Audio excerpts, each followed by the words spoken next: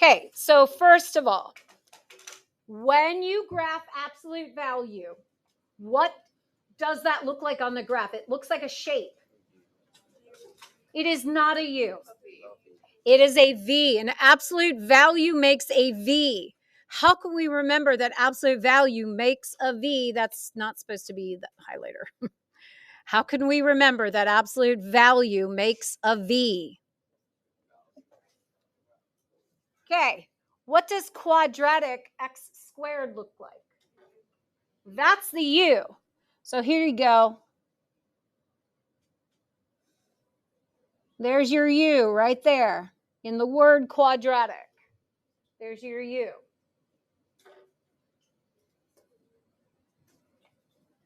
What does cubic look like? I don't know. I don't really have something clever for this, so this is what I did. There you go. There's my cubic. I don't really have a clever thing for that.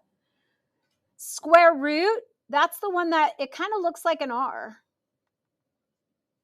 That's my square root. So maybe if we apply pictures to the words, maybe that will help us remember which is which, because we need to know which is which. Today, we're going to graph these for accuracy, and these points that we are doing, these key points, you have to come up with on your own.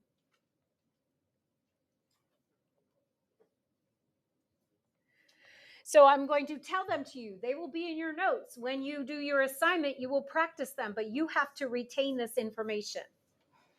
So the x values, when we have an absolute value, we're going to use -2, -1, 0, 1, and 2. To get the y values, you literally plug in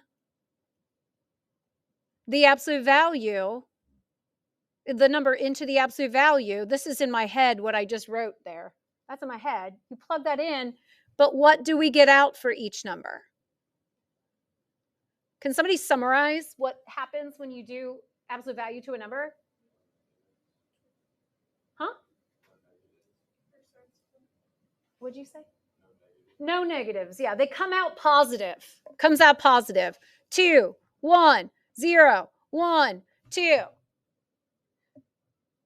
So these are the numbers we're using. And to get those numbers, I did the absolute value. So if you don't have it memorized, you can do the absolute value.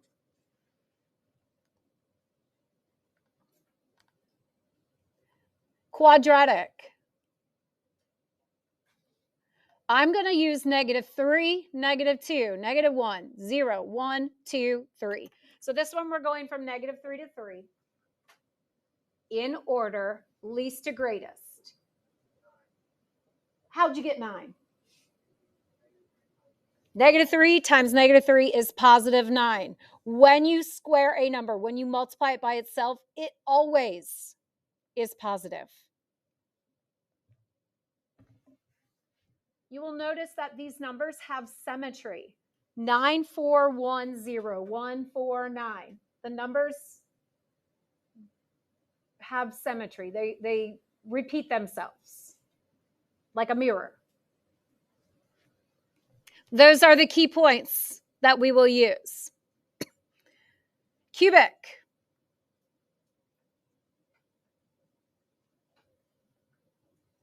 I'm going to go -2, -1, 0, 1, 2. Pretty much the same numbers over and over again. To get this first one, I have to do -2 times -2 times -2. It's not +8. It's -8. -1, 0, 1, 8. When we multiply 3 negatives, we still get a negative. Now, why am I not doing 3? What's 3 times 3 times 3? It is not 9. We're multiplying. What is it? 27. That's way off of the graph. That's why I'm not doing 3. Okay? And then finally, we have square root. Square root's a little bit different.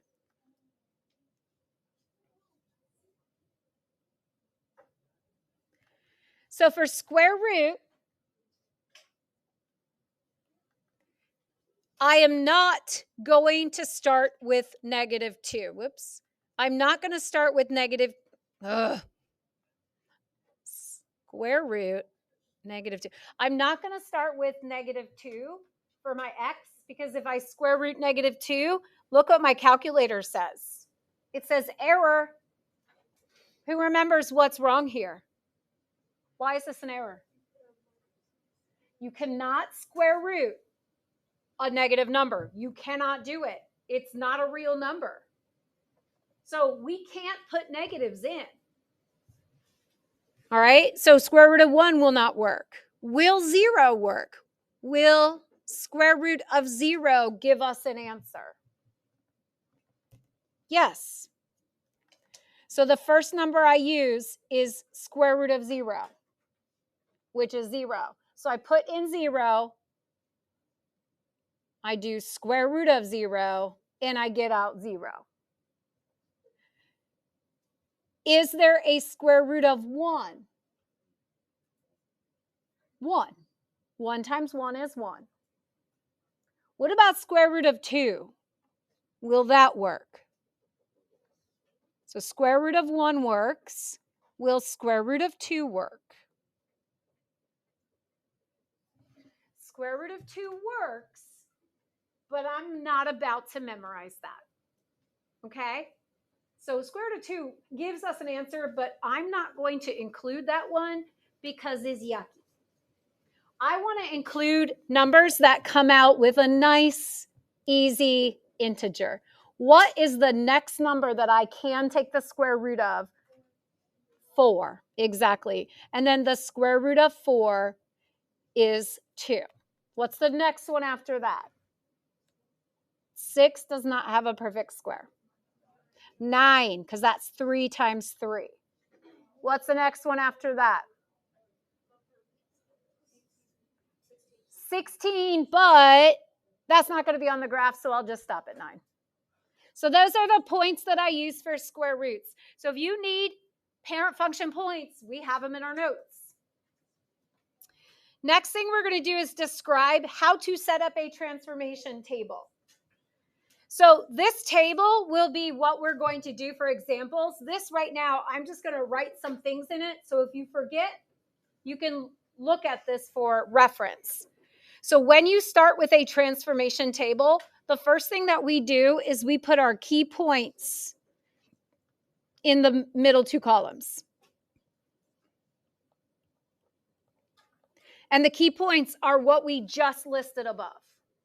So it's going to depend on which equation we get, but you put the key points in the middle.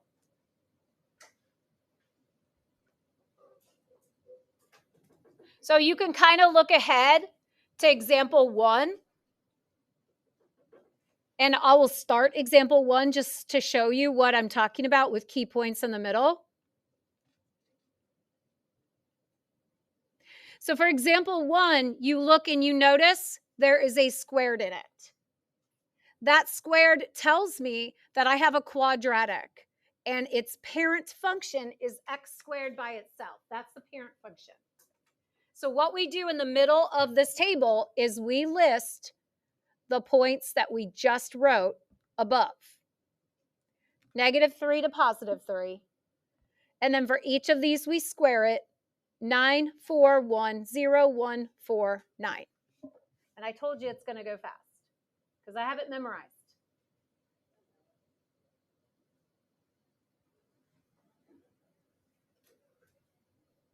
So I'm going to leave example 1 and go back to the table above, but that's what goes in the middle. I just can't put anything in the middle here because we don't have a function. Now, x is horizontal.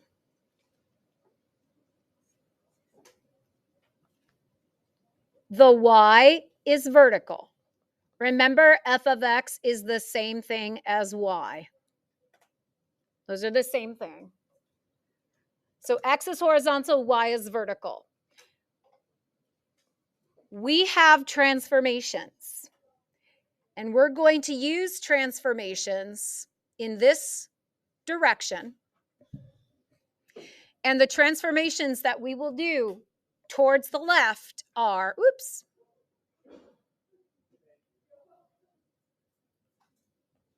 towards the left are horizontal transformations.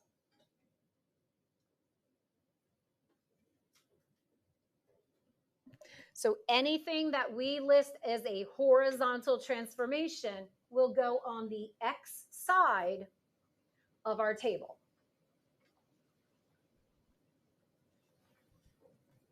On the right side, where Y is, I don't know what happened. There we go. Where Y is,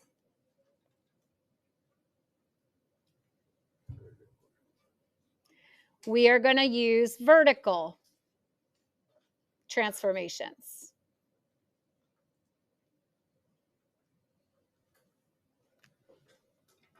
So horizontal go on the side with the X's. Vertical goes on the side with the Y's. Now, in the individual boxes, I'm going to write which transformations you put in what order. So in this first box next to horizontal, we might multiply by -1 if we have a reflection. We might multiply by the reciprocal of B if we have a stretch or shrink, a horizontal stretch or shrink. And this might not make a whole lot of sense to you right now because you need to see me do it, but I'm giving you the opportunity to write down what we're doing before we actually do it so you have something to refer to. After we multiply, then we move out a box. And the last thing we do is we either add or subtract. And if we add or subtract, that's a translation. Or I'll just put translate. That's when we use translate, the word translate. But one thing that we want to remember is it is opposite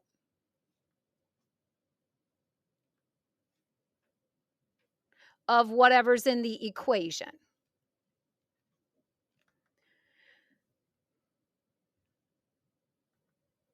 So for stretch or shrink, we have to do the reciprocal. For add, subtract, we have to do opposite, plus or minus. That's the horizontal side. We'll move over to the vertical side, and we're basically going to say similar things. The first thing that we would do on the vertical side is we might multiply by -1, which is reflecting. Reflection, reflect. We also we might multiply by some number, and we called it A before, and that is a stretch or a shrink.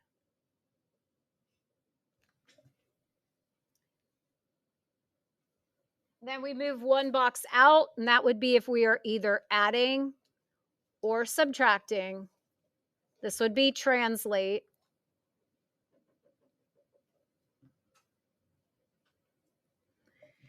And remember the Y side, you do the same thing. It's common sense. You don't have to change anything.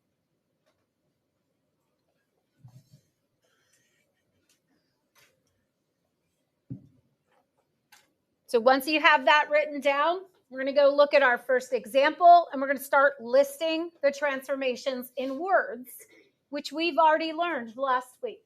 We took a quiz on it last Friday. I can't remember what your class average was, but it was in the 70s, I'm pretty sure. It's pretty good.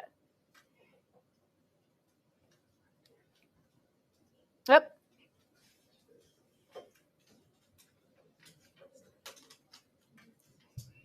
Okay, before we start this one, in the directions, it does say we're going to graph the parent function with dashes, which we did before. only now it's accuracy. You're going to have actual plotted points. Before, you were just drawing a U shape. Now it's accuracy. When I graph this one, I usually start in the middle at 0, 0. And then because they're squares, if I go out 1, then I go up 1. If I go out 2, I go up 4. If I go out 3, I go out up 9. They're squares. And I do that to the left also. Left 1, up 1. Left 2, up 4. Left 3, up 9. And then dash to make my U shape.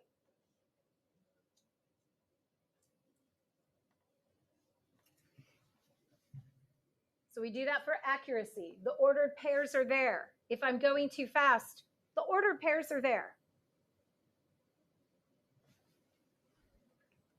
So I write my table with my parent function. I graph my parent function. Then I'm going to move to transformations. If it helps you to highlight, what is on the inside of the graph, if it helps to highlight, then do that. If it helps you, do it. So I'm going to go left to right. The first thing that I come to is a negative sign. First thing I come to is a negative sign. Is that vertical or horizontal? It's vertical because it's on the outside. So I'm using a V.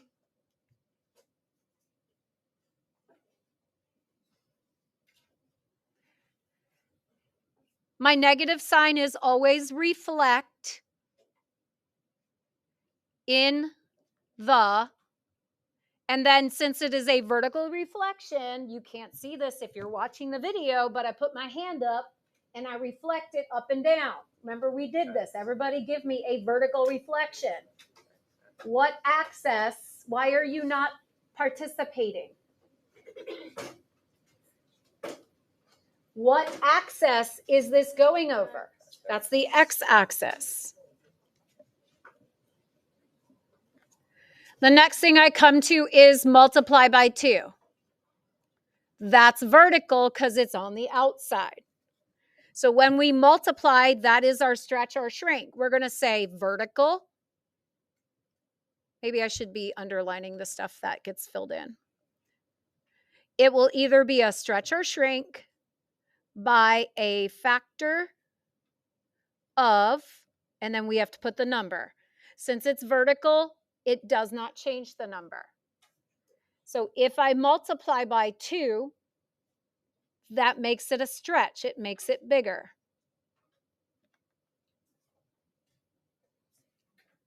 Next thing I come to is that plus 3, but that plus 3 is horizontal. So that's a translate. If it's plus 3, which direction? Left. 3 units. I'm trying to make my handwriting not so gross, but it having a bad handwriting day. And then finally, I come to subtract 5. That is vertical because it's not highlighted.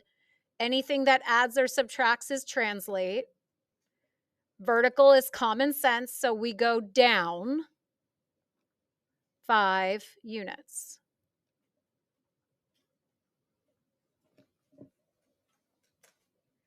So this part is review. The next part is new today. Our table. I'm going to start with the vertical side.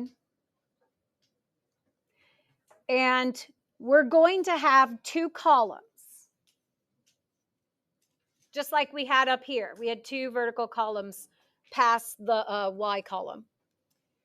So everything that's vertical, we're going to do in these columns. The first 2 things, though, are both multiplication. The first 2 things, we have a -2. That's like one number.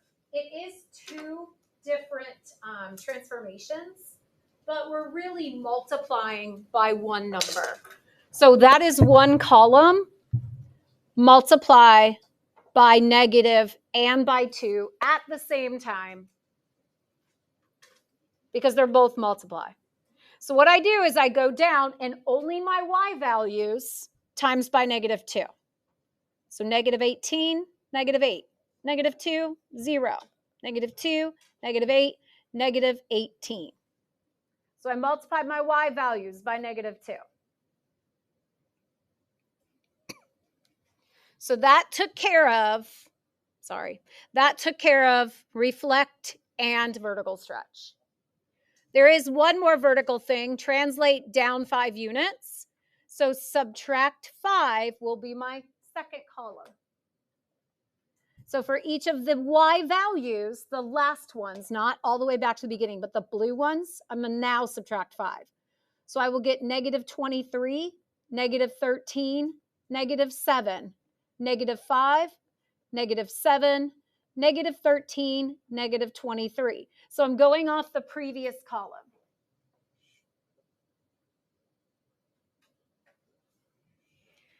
So we have one more transformation. We have a horizontal. Since we only have one horizontal transformation, we only need one column. You do not have to skip a column and make it like the outside column because adding, subtracting above, like adding, subtracting is the outside column. We're not multiplying anything. You don't have to have a blank column. You can just go right next to it. So we do what's opposite of the equation. If this says plus 3, we are subtracting 3. So I'm going to take away 3 from the x values. Negative 6, negative 5, negative 4, negative 3, negative 2, negative 1, and 0. There should be patterns. Once you do a few of them, there should be a pattern.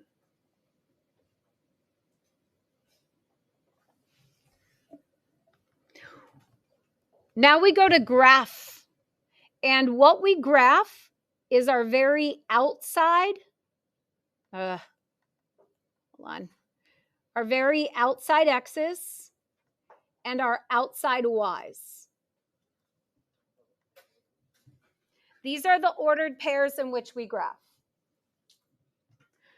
So I'm going to go to my graph, and the first ordered pair that I should graph is negative 6, negative 23, but I'm not going to graph that one. You know why?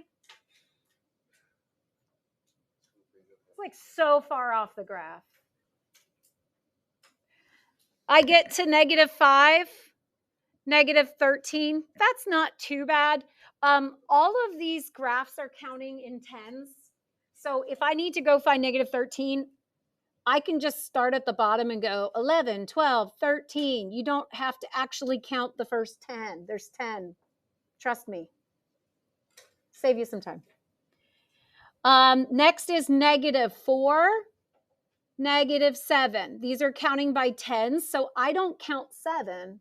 I count up 3, just to save me some time. Negative, what's next? Negative 3, negative 5. Negative 2, negative 7, negative 1, negative 13, and those are symmetric, so they're easy to find. And then I'm not going to graph 0, negative 23 because it's way down there.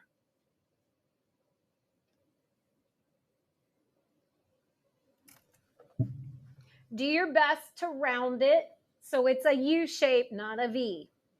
It's a U. What if what? Then you can talk to me later. Okay, and then the final thing we're going to do is we're going to write the domain and range of just the blue one, not the original. So, quick reminder, or if you never did your assignment, domain are the x's, the x values. When I figure out my domain, I look left to right. And I pay attention to arrows. So right now I'm standing up and I'm holding my arms like the arrows on this blue graph.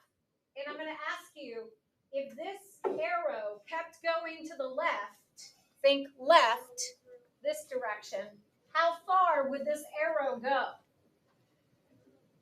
Where? Well, we don't have an exact answer, but what's an arrow mean? It goes forever. How about how far to the right is this arrow going to go? How far will the arrow go to the right?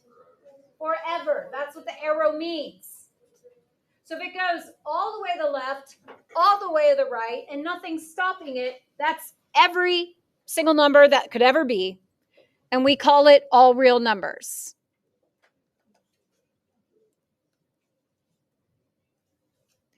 If you like writing symbols instead of writing 3 words, all real numbers, you can write a symbol. Looks like this. It's a capital R, but has like 2 lines instead of 1. That represents all real numbers. You don't put both things, you put one or the other. They mean the same thing. But it's your choice. Either's fine. So now we're going to look at our range. Our range are the Y values. That's down and up. The range is the Y values. So think about the arrows and think about down. So I'm not thinking left or right. I'm thinking down. How far down does this go? Forever. There's an arrow. Forever. How far up does it go? Are there arrows going up? No. How far up does this go? -5. It only goes up to -5. So how we describe this is we're saying, well, -5 is the highest, and then it goes down from there. So I'm going to say that my Y values start at -5 and go down. So less than or equal to -5. All of my Y's are less than or equal to -5.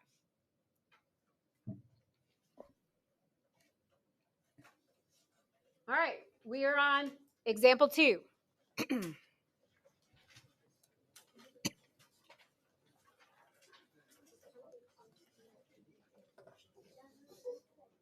Okay, I'm going to start with the parent function. What function is the parent function? Absolute value. This is the V shape. This is the absolute value. If you don't know the numbers, they're in your notes. If you forget during a quiz or a test because you didn't do enough of your assignments, you literally can plug -2 into absolute value and get +2, +1, 0, 1, 2. That is our parent function values. Now I'm going to plot those.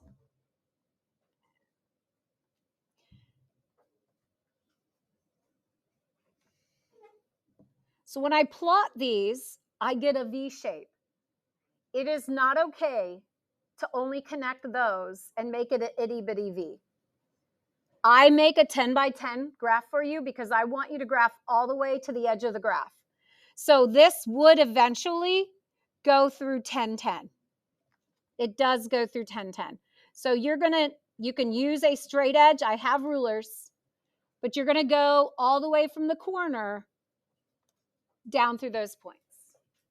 I have a straight edge, so there's no excuse of why you can't make your line longer. I always have rulers in here, okay? So that's our parent function, and now we move to transformations. So I'm going to look left to right. Oh, no, I'm going to highlight the inside first because I feel like that helps some of us. Now I'm going to look left to right. The first thing I come to is a negative sign. Is that on the inside or the outside? Outside. I didn't highlight it. So it's vertical. Reflect in the x-axis. We just did that in the one above it. Next thing we come to is the half. That is highlighted, so it's horizontal. Because we're multiplying, this is either a stretch or a shrink. Horizontal something by a factor of something. So the first thing I like to do is say my factor. If it is 1/2, I have to do the reciprocal. and the reciprocal is 2.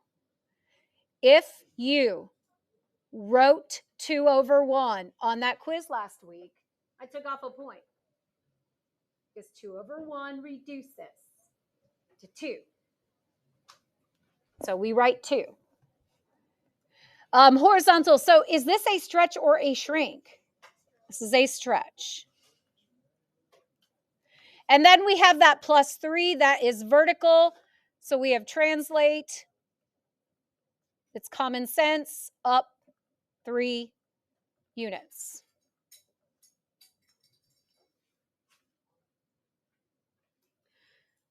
So in our table, I have 2 things that are vertical. So I go to my Y side, which is vertical. And the first thing has to be anything multiply. If we have a reflection, which we do, that is multiplying by -1. Multiplying by -1. That is my reflection. And then after that, I'm going to add 3 to make it go up by 3. So I go down the column and I multiply everything by -1, and all that does is switch the sign. Then I go down my second column and I add 3 to the previous column. So -2 plus 3 is 1. 2, 3, 2, 1. So just adding 3. My x's, I have a horizontal stretch by a factor of 2. So the equation has to be different than what goes in the table. The factor that I multiply by, I already wrote in words. So I'm just going to multiply all these by 2.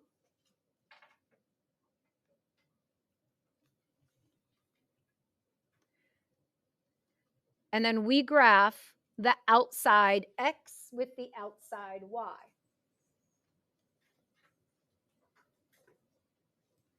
So I will graph -4, 1, -2, 2, 0, 3, 2, 2, 4, 1. When you are in my room, you have the ability to borrow a ruler. So there should be no excuses for being able to graph this with a straight line to the edge of the graph. Because you can use my ruler in my classroom.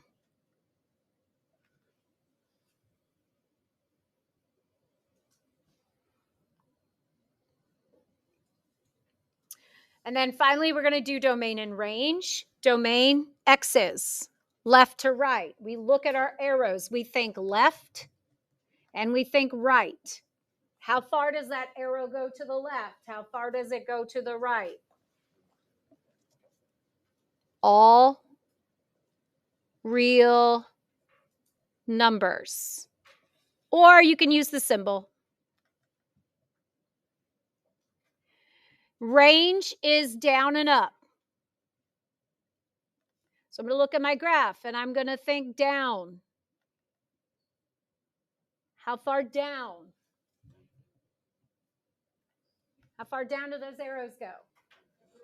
Forever. What about up? It only goes up to this number. What number is this? 3. So we're going to write y is less than or equal to 3 because it's below the 3. We write less than.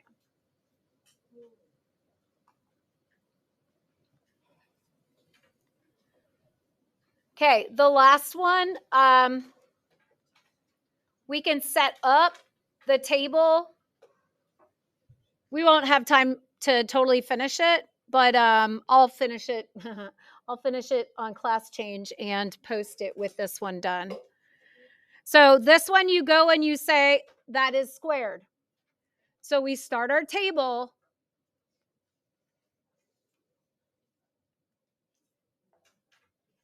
with the squared. You start your table with the squared.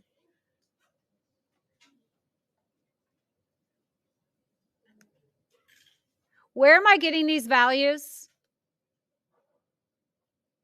Where am I getting these numbers from?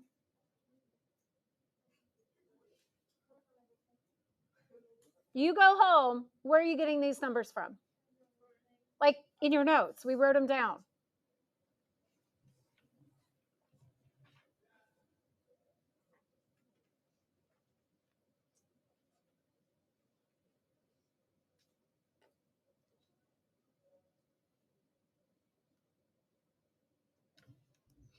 Okay, so here I've got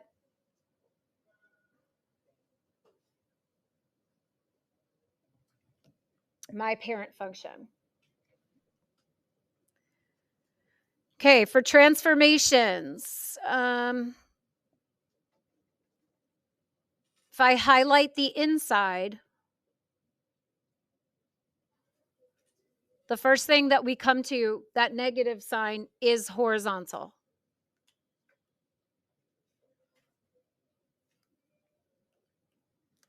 Reflect in the. So if we're doing a horizontal reflection, what?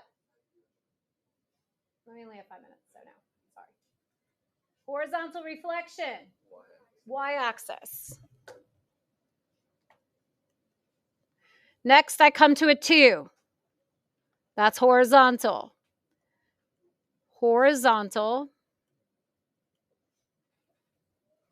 That's going to be a shrink by a factor of 1/2. Is that when we have to flip? Then we come to subtract 4. That's also horizontal. Translate. Right. 4 units. Then we come to -1, which is vertical. Translate. Down. 1 unit.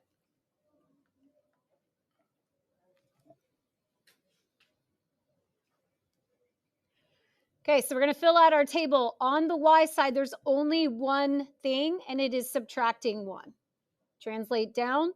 So I get 8, 3, 0, -1, 0, 3, 8.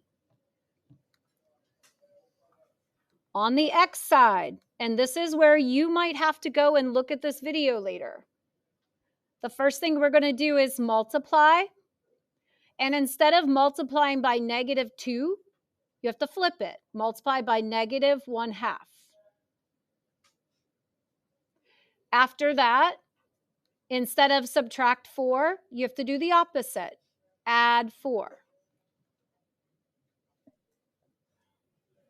Now, we're going to run out of time, but we are multiplying by a fraction. You should not be relying on a calculator to multiply by 1/2. You should, as an 11th grader, maybe a 10th grader, be able to multiply, maybe a 12th grader, be able to multiply 1/2 times by a whole number. It's not okay to be using your calculator for that.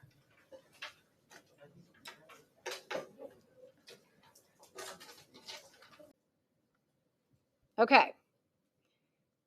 So in this equation, the first thing that we're going to do on the horizontal side is we're going to be multiplying each of these numbers by 1/2. If you can't do that in your head, that's okay. Just go off to the side. I'm just going to go above it. And we need to multiply -1/2 by 3. If you're multiplying by a whole number, you put that 3 over 1. You have to multiply straight across. And then we get -1 times 3, which is -3. 2 times 1 is 2. So -3/2 is what we get. If you feel like you need to turn this into a mixed number, 2 into 3 goes 1 with 1/2, or it's 1/2, sorry. 1 with 1 left over. You can change it into a mixed number, but when I have you fill out a transformation table on Canvas, you will be typing the numbers in box in a table. You will tell me as an improper fraction. You will give me this version of it, not the mixed number. Yes. Oh, I just didn't write my negative sign. Yep, thank you. So positive. Now the bottom one's negative, so maybe I was just doing that one. Just kidding. So yes, positive. Sorry. I make mistakes when I'm half paying attention, I guess. The bottom one is positive 3, so we just figured that one out at the same time. So that one's going to be negative 3/2 there, because that was the one I actually did. Okay, so let's do that with negative 2 now. Same thing. Let's take negative 1/2, multiply it by negative 2, which goes over 1. We multiply straight across. We get positive 2 over 2. 2 over 2 is 1. Half of 2 is 1. If I multiply negative 1/2 times negative 1, 2 negatives multiplied makes a positive. 1/2 times 1 is 1/2. Times 0 is 0. Negative 1/2 times 1 is negative 1/2. Now, I kind of said this already. If we're doing the same numbers and we just have a different sign, you're going to get the same answers, just a different sign. So if I multiply 2 times negative 1/2, we're going to get negative 1. So there's that column. Now what we have to do is we have to add 4. So I'm going to go back up to this mess. The next thing we're going to do to each of these numbers is we're going to add 4. That's our next step. So if I add 1.5 plus 4, I get 5.5. I can do it this way. But if you're going to type it in Canvas, it has to be an improper fraction. So that's where you do 2 times 5 plus 1 over 2. So 11 over 2. So this, if you're graphing it, you're more than welcome to say that's 5.5. But putting it in Canvas, it would be 11/2.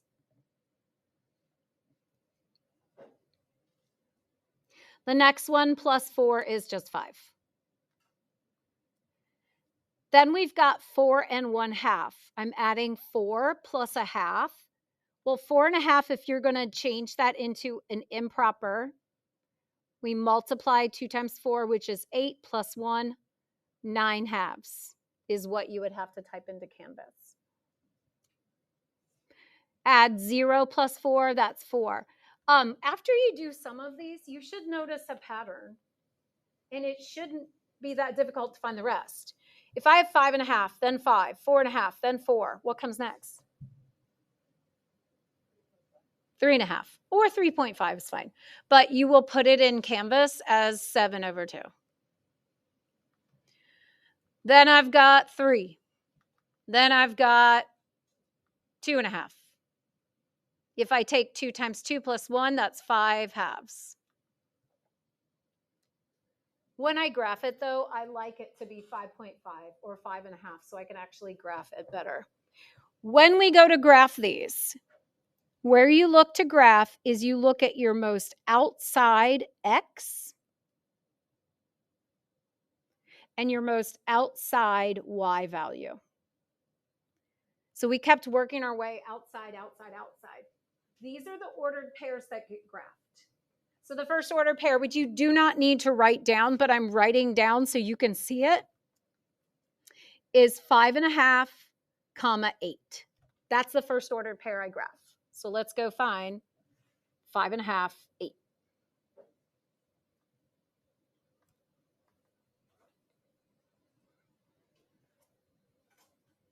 So I found 5.5, but instead of counting 8, I just counted down 2 to make it quicker. Then I have 5, 3. I have 4.5, 0. 3.5 is negative 1. 3, no, did I say that wrong? 4 is negative 1, sorry. 3.5 is 0. 3 is 3. 2.5 is 8.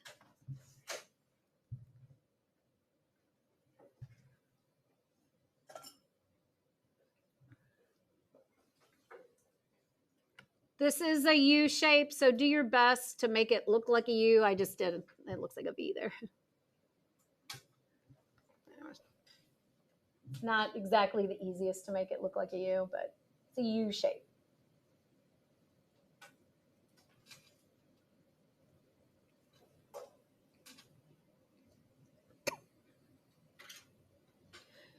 Okay, and then due last Monday was the IXL that was, what's your question? How about you stay for this last part first? Due last Monday, the IXL that a lot of you did, but a lot of you did not, was how to do domain and range. So just to quickly go over domain and range again. Domain is the X values. It's the graph left to right. And then the range is the Y values. And the Y's go down to up.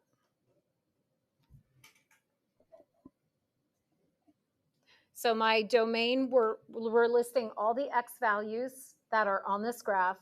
And then the range, we're listing all the Y values. So I'm going to look at my graph. And when we list X's and Y's, we want to think about the arrows. You really want to think about the arrows, okay? The first is domain. Domain goes left to right. So left, right. If you can imagine this graph going further and further and further and further and further, as it goes further and further, it is getting wider. What do the arrows mean about the left side? What's the arrow mean? It continues forever. Continues forever. So we're never going to stop going left. Are we going to stop going right? No, there's an arrow. The arrow means it goes forever. That was something from geometry. The arrow means it's going to go forever. So it's going to go forever to the left and to the right. If you go forever in both directions, your domain is all real numbers.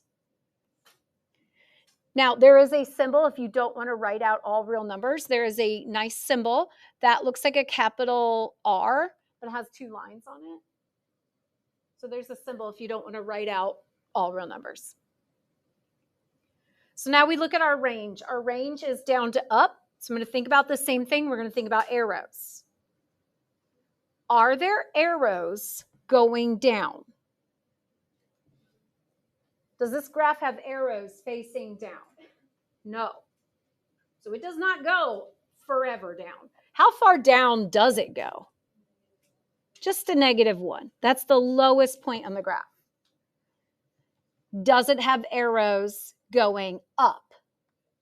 Yes, it does go all the way up forever and ever. So because we're starting at a number and going above, how we write that one is, these are the Y values. We write that all the Y values are greater than or equal to that bottom point, -1. So every Y value, the lowest it's going to be is -1. It's going to go up from there. Okay. All right, so we're going to do one more, at least. I don't know how much time we'll have. Well, we're going to start doing one more. All right. This last one, we look at it and we say this is absolute value. So you're going to start your table with the f of x. That is the absolute value of x. So for that one, I'm getting it from my notes. Absolute value turns it positive. When I graph this one, it is a V. I expect that you could use a straight edge and you could take this graph all the way to the edge of the coordinate plane. It's only like 10 units. You go all the way out. So that's our parent function. Then we have our transformations, and we're going to go left to right. The first thing we come to is a half. that is a vertical transformation I forgot to highlight. Here's my highlighting the inside. That's a vertical transformation. That is a vertical. Is that going to be a stretch or shrink? Shrink by a factor of 1/2. Then we come to the -7. That is horizontal. Translate. Sorry, that right 7.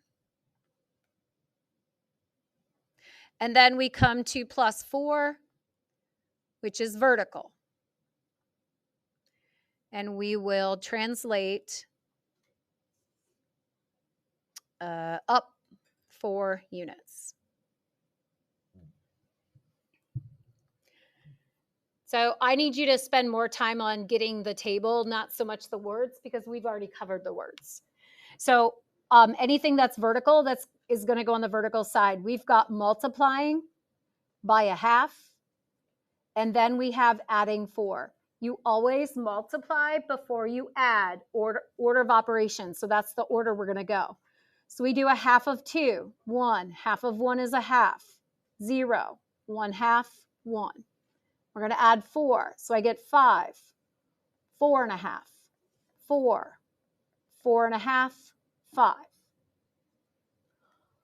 On the X side, we've got to the right. So where it says -7 in the equation, we go to the right. So we add 7. 5, 6, 7, 8, 9. So the ordered pairs that I graph are the outside X and outside Y's. 5, 5. 6, 4.5. 7, 4. 8, 4.5. 9, 5. We know that this is a V shape. So once you have some of the points, you can connect with a straight line, with a straight edge, to find the graph all the way till you exit the graph, basically. Our domain is how far to the left and how far to the right. Think arrows. Do we have arrows to the left and arrows to the right? Yes. So all real numbers. Oops.